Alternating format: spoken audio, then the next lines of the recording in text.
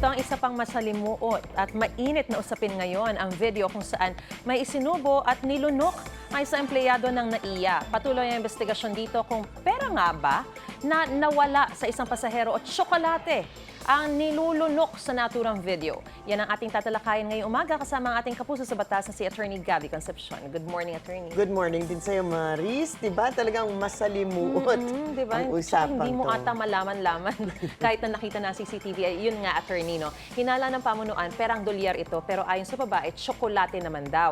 At kung titignan ang CCTV footage, hindi mo rin masyado masisiguro, no? Sa mga ganitong kaso, maaari pa rin po bang maging matibay na ebidensya ang CCTV footage, Attorney? Well, sa palagay ko ay maaari pa rin magamit, whether it's matibay na ebidensya or not. Well, meron siguro siyang paggagamitan. Of course, kailangan sundin ang requirements ng batas na siguruhin na ito ay unang-una admissible. Sa ilalim ng batas natin, kailangan pa rin i-authenticate ang CCTV footage na to at hindi ito peke o altered, di ba, ng kahit na anumang electronic device. Ang susunod na kailangan tingnan ay kung ito ay material at relevant. Makakapagpatunay ba ito ng isang importanteng detalye sa insidente? So yung CCTV footage na to, subject pa rin to further investigation. Meron nagsasabi na actually, pag nag-zoom in ka, baka mas malaman mo kung tsokolate nga o hindi. Meron nagsasabing actually na one way or the other, di ba? Hindi natin pwedeng husgahan at this point in time. Maaari din itong gamitin para makita natin ang mga galaw ng suspect. Normal ba o natural ang mga actuations o galaw na ipinakita? Sabi nga ng iba, normal ba na sa gitna ng trabaho na ikaw ay on duty on the floor, nakakain ka ng tsokolate at pipilitin mong lunukin ng tubig para lang yung nagsiset ng pagkain ng donuts kagabi, di ba? Exactly. 10 donut in 2 minutes unless nagsiset siya ng record for eating chocolate. Kailangan pa nating suriin at halukayin kung ano pa ba, kung meron man na ibang ebidensya available. Tandaan din po natin na depende sa kaso, iba't ibang level or standard of proof ang required. Kasi kung kriminal ang kaso, proof beyond reasonable doubt, di ba? Okay, Ibig sabihin, walang pag-aalinlangan, walang kaduda-duda na ginawa ang krimen, di ba? Linunok niya ang $300. Kumbaga, dapat ganun yung effect nung ebidensya.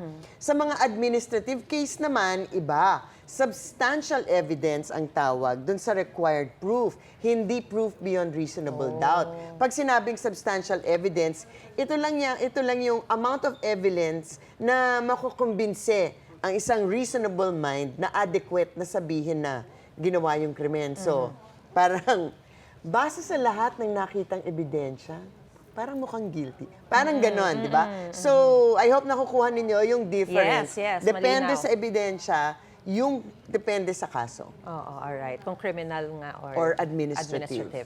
Samantala, sakaling mapatunayan halimbawa na perang dolyar nga ang nilunok ng babae sa video, ano po bang maaari niyang kaharapin sa batas? Well, yun na nga.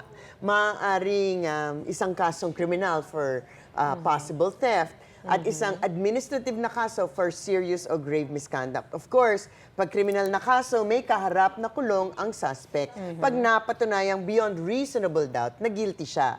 Maaaring administrative na kaso lamang na maaaring magresulta ng termination from employment, di ba? Matatanggal siya sa trabaho at forfeiture ng mga benepisyo na maaaring makuha dahil sa employment sa gobyerno. Masakit din. Ang pagnanakaw ay isang halimbawa ng serious misconduct na isa sa matinatawag na just cause o nararapat na dahilan upang masisante ang isang empleyado mula sa kanyang trabaho. At hindi lamang termination ang posibleng penalty o kaso. Halimbawa, assuming na tsokolate lang ngayon, pero may regulasyon na bawal kumain habang nasa floor and on duty, maaaring magkaroon ng sanction pero hindi naman termination from employment. Alright. Sa ngayon ay sinuspindi na po kasi, Attorney, yung nasabing personnel kung sakaling mapatunayan naman at tsokolate naman pala ito.